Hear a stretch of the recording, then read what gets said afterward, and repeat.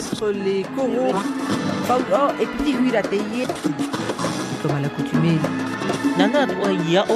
Sommes de nouveau de sortir. Taratu arur arhei. L'oreille est hardie. Restez hardi, moussaillon, moussaillon, moussaillon.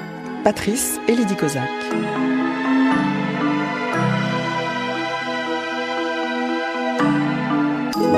Bienvenue dans l'émission qui prête l'oreille à toutes les cultures des Outre-mer. Et ces cultures fortes, riches et vives, confondent, fusionnent souvent ce qu'elles sont et ce qu'elles font, leurs identités et leurs productions, parce que plus que d'autres, les Outre-mer ont besoin et envie de se raconter. Et ce n'est pas notre invitée du jour qui me démentira, elle qui explique beaucoup ce qu'elle fait par ce qu'elle est. Danseuse, chorégraphe, chef de troupe, elle a aussi initié, voilà quelques années, un festival foisonnant d'actions culturelles, une frénésie qui se comprend mieux grâce à son parcours atypique, qu'elle raconte dans un livre, une biographie intitulée « Danse avec la DAS », à travers les mots choisis de son auteur, Dominique Roederer. Elle nous parlera dans cette oreille hardie de tout ce qu'elle propose de voir à Paris, dans tout l'Hexagone et dans les Outre-mer entre ce mois d'octobre et janvier prochain. Mais elle nous parlera aussi de sa vie, semée dès sa naissance d'embûches, dont elle a su brillamment se relever. Au creux de notre oreille cette semaine, Chantal Loyal. Chantal Loyal, bonjour. Bonjour. Vous êtes, alors on va énumérer, vous avez beaucoup de casquettes. Vous êtes danseuse, vous êtes chorégraphe, vous êtes directrice de compagnie et vous êtes la chef organisatrice d'une initiative que vous avez mise en place, le Mois Créole, où chaque année, dans tout l'Hexagone, on peut retrouver donc des manifestations culturelles liées aux Outre-mer, en faveur des Outre-mer. Enfin bref, vous bâtissez tout ça pour la promotion de ces cultures des Outre-mer. Donc on parle aussi bien danse, bien sûr, ça c'est votre marotte. Et puis en même temps, on parle de théâtre, on parle aussi d'exposition. Enfin voilà, manifestations culturelles tout azimut pendant, on va dire quoi, 2-3 mois, c'est ça? Entre septembre et janvier, ça fait même 5 mois. Oui, alors c'est octobre-novembre dans l'Hexagone et en janvier, Martinique, Guadeloupe, Guyane. Du coup, on va parler de tout ça. Et puis votre actualité, c'est aussi un livre qui retrace votre vie, un roman biographique comme on dit, signé Dominique Roederer, que nous connaissons bien ici à la première, à RFO. Il est officier dans une émission,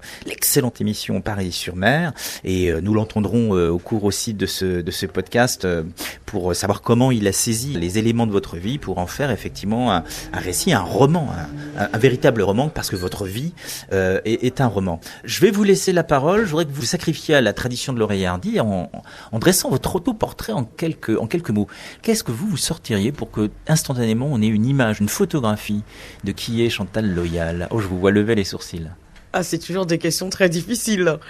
Écoutez, Chantal Loyal, c'est une femme de 56 ans, petite en Guadeloupe, aimant la danse très tôt, détestant l'école pour des raisons de difficulté, mais surtout de sévérité des instituts, et qui grandit avec ça et qui va devenir une interprète pour plein de chorégraphes et qui va aussi devenir une chorégraphe pour sa propre compagnie, à sa propre initiative, avec une amie qui s'appelle Nathalie Joko et qui va adorer ce triangulaire qui est notre créolité, c'est-à-dire l'Europe, l'Afrique, et donc qui va essayer de fédérer un nombre de personnes autour d'elle pour donner vie à un projet culturel, artistique, qui est singulier et pluriel. Donc c'est une femme avec un tempérament, on va dire, sensible, qui peut verser des larmes très facilement, mais qui à la fois est généreuse et a du mal à accepter la douleur des gens et qui en tout cas a envie de se mettre à disposition et peut-être trop parfois des personnes. Voilà, c'est un peu ça, ce portrait-là. Et puis une femme après, physiquement, fessue, ronde, souriante. Voilà ce que je peux dire. Oh, c'était déjà un portrait extrêmement riche. Du coup, je ne sais plus s'il faut parler de votre mois MOI créole en premier ou parler de ce mois MOIS créole, c'est-à-dire celui qui propose toutes ces manifestations culturelles. On va commencer par quand même ce que vous proposez au public depuis quelques années maintenant. Et puis ce que je n'ai pas dit non plus, c'est que c'est aussi une année importante pour vous. C'est les 30 ans de votre compagnie d'Ifekako. On va aussi souffler 2-3 bougies dans ce podcast autour de cet événement. Le mois créole, vous l'avez mis en place. Est-ce que c'est pour rattraper un petit peu tout le temps perdu, tous les liens perdus avec votre Guadeloupe? C'est une manière de remettre tout ça en avant en proposant toutes ces manifestations culturelles, Chantal Loyal? Ah oui, ça c'est sur votre question, elle est très intéressante. C'est vraiment pour rattraper. Je ne suis pas la seule, et je le dis toujours, qui a tenté de faire ça. Luc Saint-Éloi, Greg Germain, nombreux sont des personnes qui ont tenté de mettre l'outre-mer en avant. Donc moi je fais ma part. Un moment, je ne sais pas combien de temps ça va durer, et j'espère que d'autres prendront la relève. Mais oui, effectivement, ça a été tout ce long temps où nous sommes à la marge, et je dirais encore à la marge, même si avec le festival Mois Créole, on commence à nous ouvrir un peu les portes, mais ça reste encore à défendre. Ça reste encore à défendre. Donc c'est ce temps perdu effectivement, et j'essaye de le rattraper un peu, en tout cas de faire un bout de chemin, et en espérant que d'autres viendront faire la suite. On va comprendre de quoi on parle. Qu'est-ce que vous proposez au regard, aux oreilles du public? D'abord, c'est destiné à tout le monde, ou en particulier au public métropolitain, pour qu'il découvre un peu mieux cette part qui, jusqu'à preuve du contraire, est une part de la France? Alors c'est pour tous les publics. Je ne souhaite pas qu'on fasse communautaire, mais plutôt communauté. Et donc, c'est-à-dire que tous les publics sont amenés à venir voir cette proposition des Outre-mer, et encore plus les personnes originaires d'Outre-mer. Parce que c'est souvent eux qui ne se sentent pas le droit de venir dans les théâtres et dans les lieux. Et ce que tente le festival, c'est de faire venir les gens dans les lieux et pas dans la MJC du coin. Même si, la MJC du coin, on y va. On va dans la médiathèque, on va dans la cantine, on va dans la librairie. On va dans tout type de lieu. Donc l'idée, c'est déjà de ne pas être élitiste en termes de lieux, ne pas être élitiste en termes de propositions artistiques, mais plutôt d'ouvrir au plus grand nombre et de faire cohabiter les pratiques détenteurs du patrimoine immatériel, qui seraient pas des professionnels, mais par contre qui sont des amateurs très poussés, et qui n'ont pas fait le choix finalement d'être professionnels, mais qui détiennent le patrimoine, et ceux qui ont fait le choix d'être professionnels, donc d'être artistes, intermittents du spectacle. C'est comment nous pouvons cohabiter tous ensemble pendant ce festival, pendant ces 2 mois de festival en octobre-novembre, dans l'Hexagone. Donc c'est d'y mettre aussi les associations des Outre-mer qui sont là, mais aussi des personnes qui sont pas forcément originaires des Outre-mer, mais qui ont une affinité avec l'Outre-mer, avec l'afrodescendance. Et quand je parle de l'Outre-mer, c'est dans un grand O, c'est l'Outre-mer dans sa créolité, dans sa forme triangulaire, l'Afrique, la Caraïbe, l'Europe, et c'est comment faire cohabiter toutes ces différentes esthétiques et ces différentes propositions. Alors justement, les propositions, quelles sont-elles? Au moment où on enregistre, vous ouvrez sur 2 théâtres dans Paris, le Théâtre 13 et le Théâtre du Noir. Que vont proposer ces 2 théâtres-là? Et puis ensuite, sur le mois de novembre, qu'est-ce que l'on pourra voir, entendre, ressentir? Alors pour moi, il est très important parce qu'il n'est pas évident de convaincre des lieux, des théâtres, d'accueillir nos artistes. Et cette année, dans le cadre des 30 ans de la compagnie d'Ifekako, et depuis quelques années, le fait de défendre auprès de ces théâtres l'idée de nous recevoir, nous allons avoir 6 projets avec cette proposition artistique. Donc la compagnie d'Ifekako, les 30 ans, du coup nous avons un spectacle qui s'appelle Autour du carnaval, Moon Bacchanal, et nous aurons aussi une 2e pièce autour de Joséphine Debé, puisque nous sommes dans les 50 ans de sa mort. De la mort de Joséphine Baker d'abord pour commencer. Bien sûr, oui, et de la mort de Joséphine Baker. Donc on aura 3 propositions. Les Pleureuses, une compagnie qui s'appelle Les Pleureuses, où ce sont des femmes afrodescendantes, mais plutôt du côté de l'Afrique. On aura Maroussia Pourpoint, qui est de la Martinique, suisse et martiniquaise. Et on aura la compagnie d'Ifekako autour de ce projet au Théâtre du Noir. Nous aurons aussi au Théâtre du Noir pour la compagnie d'Ifekako Moon Bacchanal, et aussi au Théâtre 13 Moon Bacchanal dans le cadre de nos 30 ans. Et ensuite nous avons Domoun, qui est Sergio Grondin, qui est un artiste de La Réunion, avec lequel je travaille depuis plusieurs années. Il devait déjà venir sur d'autres spectacles, mais il n'a pas pu se rendre en France, et cette fois-ci il est accueilli aussi au Théâtre du Noir. Et nous avons également Lima Evité, qui est de la Parabolers, qui est aussi de La Réunion, qui est une jeune, par contre, du coup, une jeune émergente dans la musique avec un très beau texte. Elle est super. Quand on l'écoute parler, on a vraiment envie de venir voir son projet. Et nous avons Fred Bandongué, qui est un artiste métis camerounais, qui lui vient nous parler du hip-hop par une conférence dansée. Donc voilà un peu tous les projets que vous aurez à voir au Théâtre Dunois, au Théâtre 13 et surtout au Théâtre Dunois parce que c'est eux qui reçoivent les 7 projets. Et on vous attend nombreux surtout et que le public se déplace et vienne défendre parce que sinon on va nous enlever ces lieux parce que les lieux se disent « Ah mais ils sont là, ils veulent défendre l'outre-mer mais il n'y a pas des gens des outre-mer qui viennent voir les spectacles. » Donc il faut vraiment que les gens comprennent qu'il faut se déplacer, qu'il faut soutenir, sinon ces théâtres vont nous fermer les portes. J'ai bien senti votre ton un peu plus pugnace pour appeler les gens à venir. C'est-à-dire que vous mettez tout ça en place. Est-ce qu'on peut dire que la communauté doit jouer vraiment son rôle, c'est-à-dire se déplacer aussi pour ses propres artistes, sans faire de chauvinisme, mais en tout cas de se déplacer. Et ça n'est pas le cas. À Paris, les propositions sont peu nombreuses, mais en plus de ça, les gens hésitent à venir. Et pour quelles raisons, selon vous ? Alors, je peux pas dire que ce soit des raisons de moyens parce qu'il y a différents tarifs. Peut-être parce qu'ils sont pas assez au courant, ils font pas assez attention, je sais pas, parce que nous on communique par Facebook, par Instagram, par les newsletters des lieux et nos newsletters, par tous les réseaux WhatsApp, parce qu'ils sont très WhatsApp, notre communauté. Je sais pas, peut-être parce que ils sont peut-être trop communautaires, c'est-à-dire moi c'est que le gros cas, moi c'est que le théâtre, moi c'est que le zouk ou c'est que les soirées dansantes parce que parfois on les voit dans les soirées dansantes, c'est plein. Il y a 3 ans on a fait une soirée dansante, il y avait 500 personnes. Donc je pense que c'est peut-être par un manque d'intérêt peut-être aussi culturel, peut-être parfois, et puis parce que peut-être ils s'autorisent pas non plus et que parfois ils sont peut-être que dans l'aspect comme je vous dis, soit nous c'est le Maloya, nous c'est le Groka, nous c'est le Belay, mais tout l'aspect peut-être un peu plus comment on met en place le Belay dans une création chorégraphique ou le Groka dans une création chorégraphique ou notre patrimoine immatériel dans une création chorégraphique, dans quelque chose de plus poussé.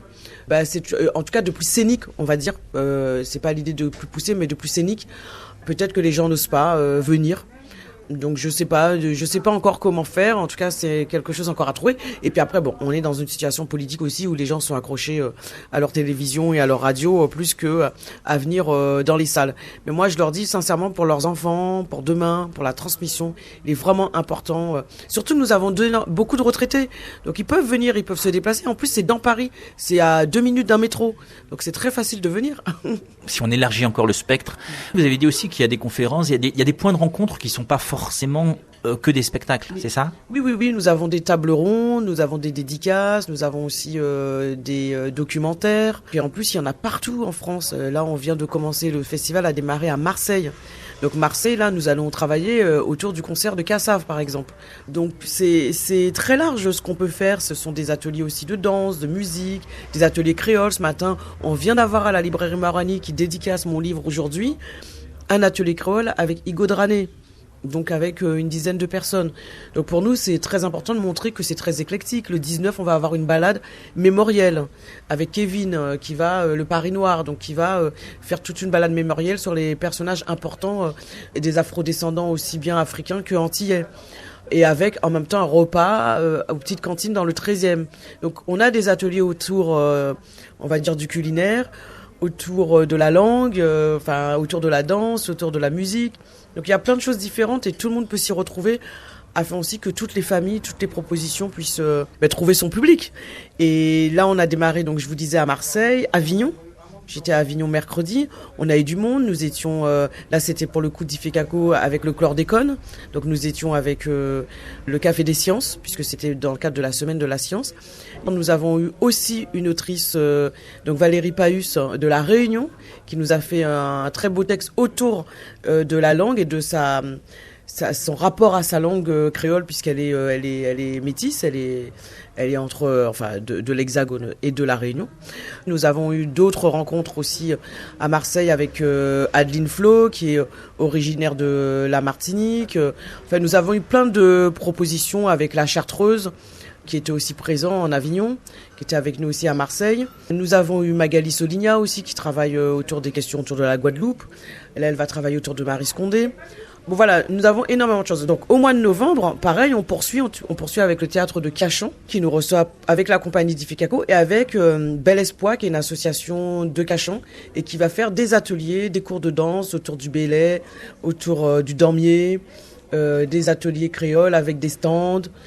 Il va y avoir énormément de propositions. Et également, nous allons aller à Nantes, Bordeaux, La Rochelle, Toulouse, toutes les villes autour de Toulouse, Lavore. Enfin, on est aussi à Caen avec Fred Dor, qui est un artiste queer, LGBT queer, et qui nous fait des super one-man shows. Donc, qui est à Avignon, qui va aller à Caen, qui va aller aussi à Paris. Il joue la semaine prochaine à Paris. Donc, c'est vraiment très large. On sera aussi avec l'Auditorium de Paris, avec la DGOM, la librairie Calypso pour les dédicaces, la médiathèque Melville aussi pour Diffé-Caco et une dédicace. Donc, c'est vraiment très large. On aura aussi le Tamanoir à Gennevilliers qui nous accompagne depuis plusieurs années, qui va recevoir un groupe de musique de la Réunion, Saudade, avec Celiawa en coplateau. J'ai essayé de vous dire un peu tout, mais je crois qu'on y est arrivé. On aura aussi 2 groupes de la Réunion encore à Nantes, et on aura une nuit créole avec plein d'associations et des artistes au château des Ducs à Nantes le 13 novembre. Donc voilà, c'est très très éclectique. Alors voilà pour le mois créole. On va parler des 30 ans de Diffé-Caco. Voilà, 30 ans c'est quoi? C'est l'âge de la maturité, Chantal Loyal, pour une compagnie de danse. Comment se porte-t-elle à 30 ans? Écoutez, oui, c'est l'âge de la maturité. C'est une compagnie, je le redis tout le temps, parce que les gens ont l'impression que 30 ans, comme on communique beaucoup, qu'on est conventionné. Nous sommes toujours pas une compagnie de danse conventionnée, malheureusement. Beaucoup de choses se posent la question pourquoi nous sommes à la marge. Voilà, expliquez-nous ce que ça veut dire conventionné, du coup. Conventionné, c'est avoir de vrais moyens, je dirais, par le ministère de la Culture et le ministère de l'Outre-mer, pour notre travail, pour accompagner des artistes, et surtout avoir une production qu'on puisse s'asseoir de manière pérenne. Et ça, c'est toujours pas le cas. Alors, est-ce qu'on va le devenir ou pas? J'en sais rien, mais c'est encore très fastidieux. Et puis bon, j'ai déjà 56 ans, donc je ne sais pas si quelqu'un arrivera à prendre la relève et qu'on arrivera finalement à atteindre ce conventionnement. Il y a de la fierté quand même arrivé à 30 ans pour une compagnie de danse qu'on a fondée. Beaucoup de fierté, parce que c'est pas simple. Et malgré, je vous dis, toutes ces difficultés de non-conventionnement, de de non-reconnaissance en soi, parce que le conventionnement c'est quand même une vraie reconnaissance, je me dis que j'ai quand même bien tenu et que j'ai accompagné énormément de personnes, que ce soit la musique ou la danse, et que j'ai quand même bâti avec toute une équipe un vrai projet. Et je remercie cette équipe et toutes ces personnes qui ont été à mes côtés. Et surtout ce podcast que je fais avec vous, il est vraiment dédié à Rudy Mango, qui est un de nos musiciens que nous avons perdu la semaine dernière, et qui a été à mes côtés, qui a fait partie des fondateurs, avec Cyril Daumont, avec Nathalie Jocot et bien d'autres personnes. Et voilà, et là j'ai envie de vraiment lui dédier ça à lui, parce qu'il est parti trop jeune, et on a été très très très triste avec les musiciens, Jacques Delamarre, toute cette équipe où nous étions au départ. Et donc on va fêter les 30 ans le 1er novembre avec Kanda Bongoman, qu'on va inviter, qui a été l'un de mes maîtres, puisque j'ai fait le tour du monde avec lui, avec la world music zaïroise. Et donc toute cette équipe va venir me rejoindre le 1er novembre pour fêter Diffé-Caco et l'Afrique. Parce que nous avions en mars fait Diffé-Caco dans sa globalité et avec les Antilles. Et là, le 1er novembre, ce sera Diffé-Caco et son histoire avec l'Afrique. Chantal Loyal, nous allons faire une première pause musicale dans cette oreille hardie qui vous est consacrée. Pour ce premier choix, vous avez voulu, on va rester autour de Diffé-Caco. Il y avait un CD avec les musiques employées dans vos différents spectacles, et vous avez voulu rendre hommage à l'un de ces musiciens qui a œuvré pour votre compagnie. Oui, effectivement, je vous disais, nous avons perdu beaucoup de personnes très proches dans notre milieu l'année dernière, dont Olivier Le Tur. Donc le titre que je vais vous proposer de lui, puisque c'est qui est sur notre CD Diffé-Caco, s'appelle Oh Mamaïla. Et là Olivier chante et il parle de la musique, de notre combat et des enfants, réveillez-vous par la musique. Et donc je trouve que ça lui ressemble bien, et on a un très bon souvenir parce que c'était un morceau qu'on jouait beaucoup en concert avec lui. Olivier Le Tur, Oh Mamaïla. Oh Mamaïla, connais ton poids. Connais ton bois, c'est musique à Péia. Oh Mamaïla, connais ton bois. Connais ton bois, c'est musique à Péia. Oh Mamaïla, connais ton bois. Connais ton bois, c'est musique à Péia. Oh Mamaïla, connais ton bois. Connais ton bois, c'est musique à Péia. Oh Mamaïla, oh Mamaïla. Connais ton bois, oh Mamaïla, oh Mamaïla, oh Mamaïla.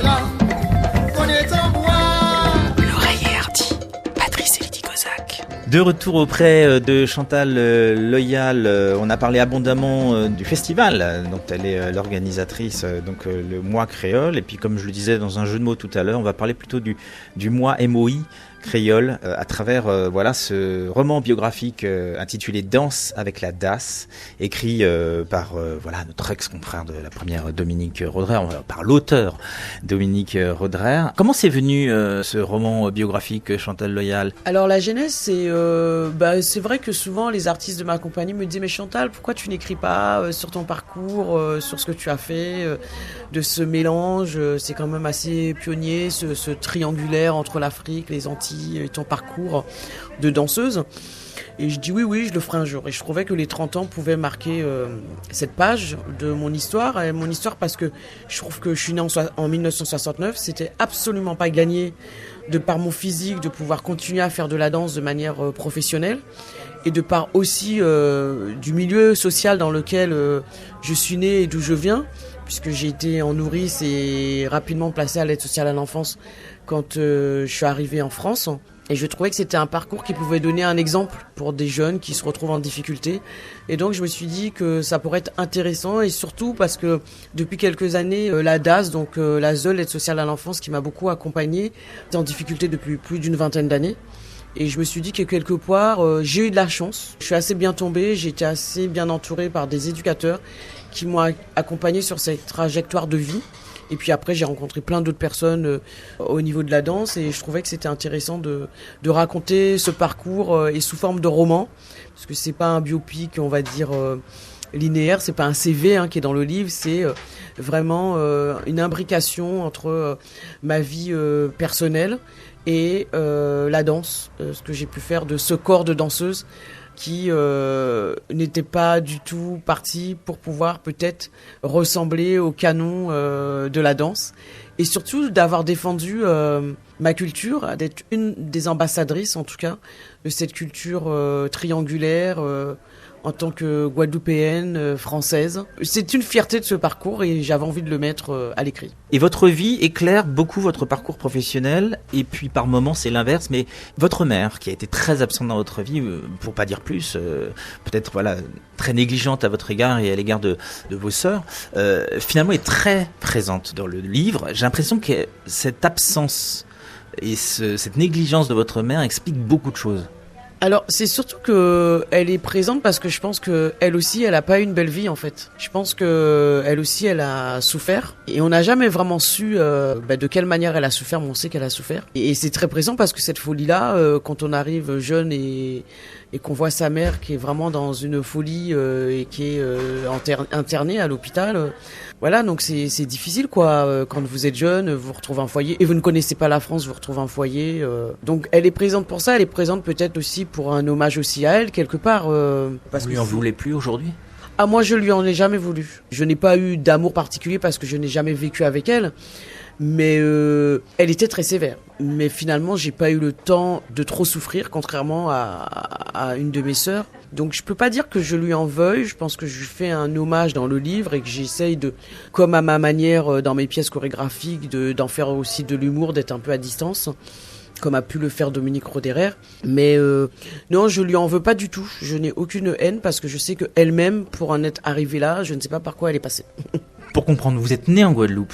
Vous êtes resté longtemps avec votre grand-tante, et ensuite votre mère, qui était partie en France, comme beaucoup d'autres pour notamment les questions de travail, est revenue vous chercher. Alors je ne sais pas si ce sont vos mots d'enfant ou si c'est la Chantal Loyal d'aujourd'hui, vous parlez de kidnapping. C'est-à-dire que vraiment elle est venue vous arracher à cette terre et à finalement une vie qui était, bon, pas simple, mais quand même plutôt heureuse en Guadeloupe, quand on fait la comparaison avec ce qui va vous arriver après en France. Vous parlez de kidnapping, donc comme d'un arrachement. C'est fort quand même de dire que sa mère vous a kidnappé alors que c'est votre mère. Et parce que moi je l'ai pas connue. Elle m'a laissé, j'avais 3 mois en nourrice, et elle vient, elle me kidnappe. On ne me prépare pas à mon départ. Et elle me kidnappe vraiment, elle me met dans une voiture avec un de ses amants, elle me met dans une voiture et donc je suis kidnappée et je monte dans l'avion. Aujourd'hui, je le vois comme un kidnapping parce que j'ai pas du tout été préparée. Mais votre mère, là vous dites qu'effectivement, voilà, ne vous a pas aimé. Quel besoin viscéral avait-elle de vous récupérer ? Quand on décrit comme vous le faites ou comme Dominique Roederer le fait, tout ce qui vous est arrivé, on se demande mais pourquoi est-ce qu'elle tenait absolument à vous avoir toutes, ou deux d'entre vous en tout cas, près d'elle? Je pense pas toutes, je pense qu'elle avait une responsabilité de mère, c'est-à-dire elle s'était dit elle est arrivée par le Bumidum, je viens travailler pour ne pas laisser mes enfants dans les mains de personnes qui sont pas leurs parents. Donc moi elle est venue me chercher, mais en fait elle était dans l'incapacité de m'élever. Et c'est surtout, elle a été chercher ma sœur qui, elle, était chez son père. Enfin, chez notre père, parce que moi, j'ai pas connu notre père. Mais ma sœur fait que le hasard de la vie, avec le rapport que cet homme a eu avec ma mère, fait que ma sœur, qui est juste au-dessus de moi, s'est retrouvée dans une famille. Et elle a quand même été la chercher. Donc je sais qu'après, ma mère, elle s'en est voulu. Hein. Mais par vengeance des hommes. Elle avait tellement la haine de cet homme, avec qui elle m'avait eu, moi et ma sœur, qu'elle a voulu nous récupérer, mais c'était très personnel et très égocentré, je pense. Je pense qu'elle n'arrivait pas à se rendre compte de à quel point elle était malade. Et que finalement, il aurait mieux valu qu'elle envoie des sous aux gens pour nous élever et nous accompagner dans une famille sur place, plutôt qu'elle nous récupère. Et finalement, aujourd'hui, moi, personnellement, je regrette pas, mais je me dis, j'ai eu une étoile. Mais ma sœur qui est au-dessus de moi, elle a quand même vécu 3 ans avec elle, alors que moi, j'ai vécu que 3 mois. Donc, j'ai pas vécu avec elle. Qu'est-ce que toutes ces mésaventures, toute cette absence d'amour, notamment maternel et paternel aussi, qu'en avez-vous tiré pour devenir la femme que vous êtes, artiste que vous êtes, la chorégraphe que vous êtes, l'organisatrice de festival que vous êtes?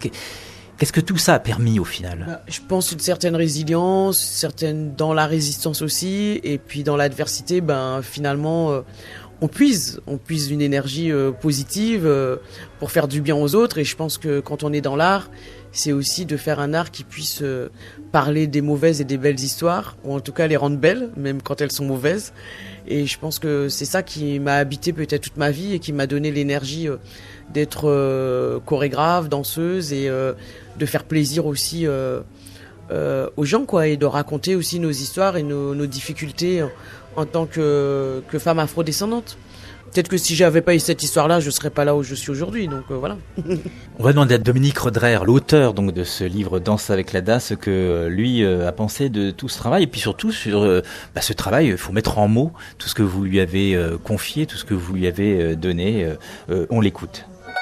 Dominique Roederer, bonjour. On vous connaît évidemment à la première à RFO pour vos excellentes émissions Paris-sur-Mer et Francosphère, entre autres. On vous retrouve là sur ce livre que vous avez écrit. Vous avez romancé la vie de Chantal Loyal. Elle vous a livré ses souvenirs, ses émotions. Vous les avez mis en mots. Comment vous avez travaillé avec elle? Comment cette collaboration est née? Alors, ça s'est fait en plusieurs étapes. On s'est d'abord rencontrés dans les émissions dont vous parlez, Patrice, autour de ces spectacles. Et puis, je sais plus très bien comment c'est venu, mais Chantal m'a dit qu'elle aimerait bien faire un livre qui raconterait sa vie. Et finalement, comme on s'entendait bien, comme moi j'étais assez épaté, je dois dire, par cette espèce de force de vie, de rire permanent de Chantal, et que voilà, il y avait une accointance autour de la personnalité de Chantal. On s'est retrouvés une première fois dans un café parisien, et là elle m'en a dit plus, et j'ai été très étonné de savoir que derrière cette façade très épanouie, très enjouée, eh bien, il y avait une enfance beaucoup plus mouvementée, presque chaotique, avec une mère qui n'avait pas pu s'occuper de ses enfants. Et ce qu'elle m'en a dit dans cette première rencontre a tout de suite fait tilt, au point que je lui ai envoyé un texto dans la nuit où il y avait pratiquement la première page du livre qui apparaissait sur justement la façon dont elle avait vécu cette enfance un peu hors norme, puisqu'elle s'était passée à la DAS. Ensuite, on s'est retrouvés pour toute une semaine ensemble dans les Cévennes, et cette fois, eh bien, on a finalement fait une espèce d'interview à rallonge où elle m'a raconté les différents épisodes de sa vie, à la fois professionnelle et cette fois, contrairement aux émissions, beaucoup plus personnelle. Quand on écrit une biographie, qu'on romance la vie de quelqu'un, est-ce qu'on n'est pas tenté d'y mettre ses propres pensées, ses propres réflexions ?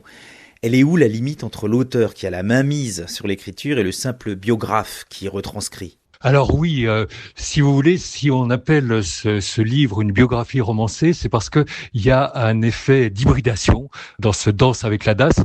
C'est presque une biographie rhizome, comme dirait Patrick Chamoiseau, c'est-à-dire que il y a une rencontre entre la vie de Chantal Loyal, et c'est sa vie, et puis ce qui dans sa vie m'intéresse particulièrement. Et c'est vrai que moi, par exemple, je suis complètement incompétent pour parler de danse stricto sensu, hein. J'ai pas les codes, je sais pas comment il faut parler de ça, comment dire tout ce qui caractérise ces spectacles, et je sais en tout cas que je les apprécie, ces spectacles, je les ai toujours beaucoup aimés, mais je suis pas expert. Tandis que parler de la vie de quelqu'un, et il y a de l'universalité dans toutes les vies, et évidemment dans celle de Chantal il y en a aussi, et puis ça peut résonner. Alors si vous voulez une anecdote personnelle, moi quand j'étais à l'école communale de mon village, il y avait parmi les élèves, c'était un milieu très rural, mais il y avait parmi les élèves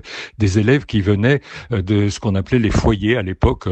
En gros l'équivalent de la DASH justement, ou de l'aide sociale à l'enfance. Et il y avait donc des élèves qui venaient, à l'époque tout le monde portait des blouses, et on avait nos vêtements sous nos blouses, sauf que parmi les élèves qui venaient des foyers, eh bien il y en avait qui sous leur blouse avaient juste leurs sous-vêtements. Et donc ça m'avait beaucoup frappé, et du coup cette image de la DAS s'était imprimée dans mon esprit, et justement ça n'est pas la DAS qu'a connue Chantal, dont elle dit par exemple qu'il y avait moyen d'être très à l'affût des nouvelles fringues, et elle a connu, elle le dit, une espèce de parenthèse enchantée de la DAS qui ne correspondait pas à la représentation qu'on pouvait s'en faire. Alors juste en confidence, c'était quoi les difficultés pour écrire ce livre, les écueils à éviter ?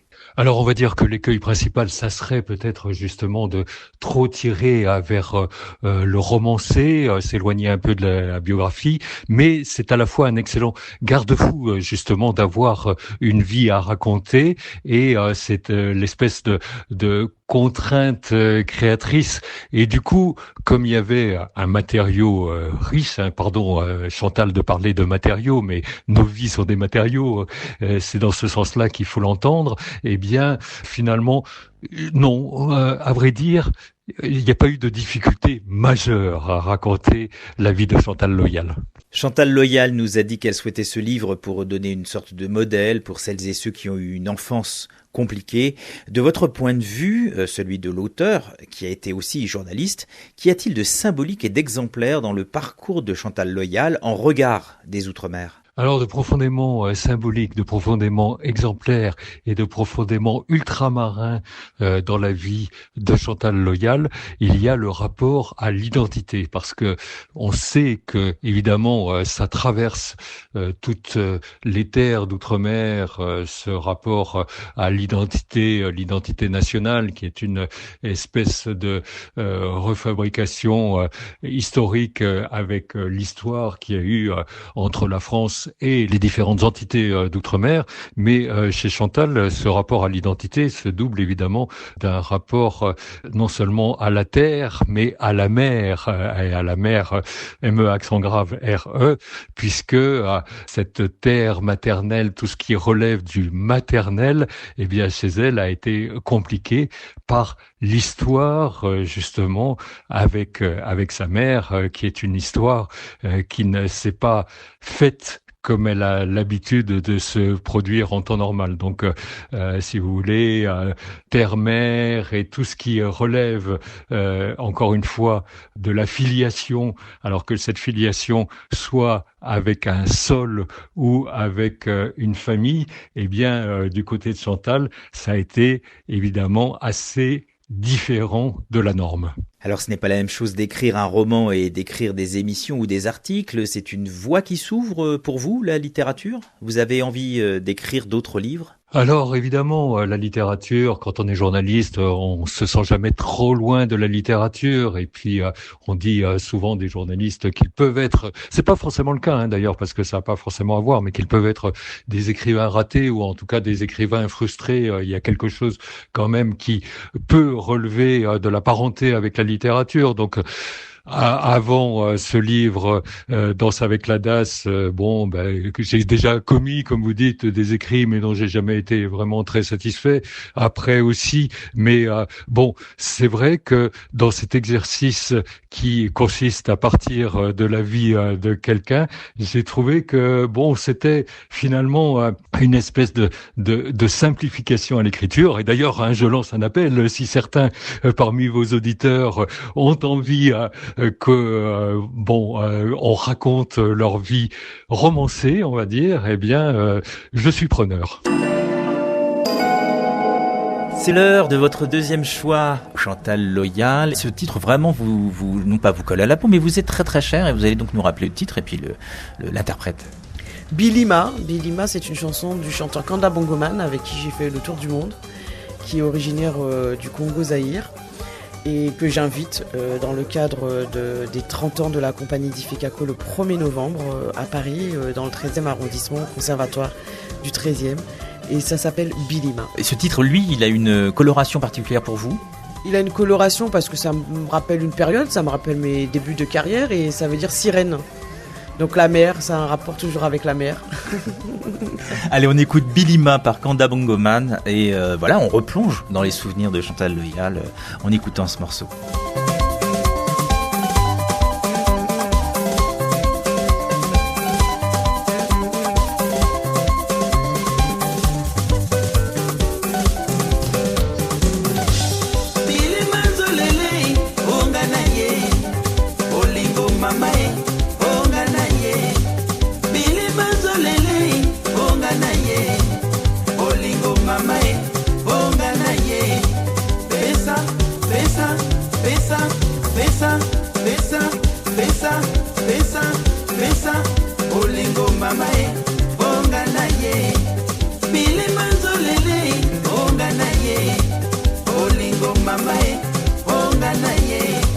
L'oreille a du goût. L'oreille a du goût, merci à Anne Bonneau, chasseuse de souvenirs d'enfance et de saveurs. Elle est allée cette fois à la rencontre du côté de la Réunion vers le Chaudron de Céline pour recueillir des souvenirs liés à la radio, comme la bande-son des petits matins de l'enfance de Céline. Écoutez. La radio, l'écoute pas. Si tu commences à l'écouter, t'auras jamais fini. Tu te réveilles le matin, ma grand-mère où elle a déjà mis la radio. Les grands-moons, longtemps, c'était beaucoup la radio, plus que la télé, en fait. Ça, c'est souvenir longtemps, ça. C'est mis tout doucement, quoi. C'est pas la musique à fond. C'est un petit truc... Le matin, tu te réveilles et tu sais déjà qu'il y a la petite radio, ou même quand il y a cyclone, là, et que tu te réveilles, que t'es enfant, tu te dis, il y a l'école, il n'y a pas l'école. Et tu sais que t'entends à côté ton papa ou ta maman en train d'écouter la radio pour savoir. Ça, c'est... Maintenant, c'est sur les téléphones, etc. T'as plus ce truc de... Tu sais, tu cherches l'onde, et tout. Faut mettre l'antenne et tout. Et oui, ça, ouais. Ou bien la météo, Gilles Mallet, ou radio guidage. Mais ça, c'est des trucs que quand j'entends, je dis, ah oui, t'entendais ça petit. Et en fait, ce qui est super, c'est que ça continue aujourd'hui. Donc, que des marmailles continuent à entendre ça, moi, je trouve ça... C'est super beau, quoi. Notre imaginaire créole, quoi. Gilles Mallet, la météo, radio guidage, c'est Yves Gruyer, voilà. Ou ça, ou les sous de moto. Non, mais ça, c'est génial, c'est génial. On continue à avoir le même imaginaire, tous les créoles. L'oreille est hardie. Patrice Kiki Kozak. Merci Chantal Loyal de vous être prêtée à cet exercice de l'oreille et hardie. On va rappeler les rendez-vous de façon plus succincte. Donc le mois créole là qui s'est engagé vraiment dans ce mois d'octobre et qui finira au mois de novembre. Il y a plein de rendez-vous à suivre. Vous allez nous donner peut-être un lieu virtuel où on peut retrouver toutes les dates et puis les lieux où on pourrait voir toutes les propositions que nous fait ce mois créole. Alors le site moicréole.fr, sinon difficaco.fr, mais moicréole.fr avec un KREYOL, le moicréole.fr. Tous les renseignements sur Instagram de Difficaco et du Mois Créole également, surtout du Mois Créole. Donc n'hésitez pas à nous soutenir et de partager au maximum et de venir remplir les théâtres et les lieux. Merci à vous. Et puis l'autre rendez-vous, c'est ce livre que je vous recommande chaudement si vous voulez en savoir beaucoup plus sur la vie, le parcours de Chantal Loyal, Danse avec la DAS, un roman biographique sur Chantal Loyal, et c'est signé Dominique Roderer et c'est publié aux éditions Projectile. Merci encore Chantal Loyal d'avoir accepté notre invitation, d'avoir mis vos mots, vos pensées, vos rires, vos peines au creux de notre oreille cette semaine. Pour vous autres, de l'autre côté de l'enceinte, je vous remercie aussi pour votre écoute. N'hésitez pas, rendez-vous sur lapremière.fr pour la réécoute de ce podcast et rendez-vous aussi sur toutes les bonnes plateformes et sur YouTube. Vous pourrez également nous trouver et vous abonner. Les temps sont compliqués, un petit pas de danse, 2 petits pas de danse et puis beaucoup de culture des Outre-mer au cœur de votre existence, ça ne fera pas de mal. Souquet ferme, restez hardi, moussaillon, à la semaine prochaine. À l'écouter du bon musique, on arrive en salutation, bobine la relta, ya bonjour guitare, mochizo les tatouillas.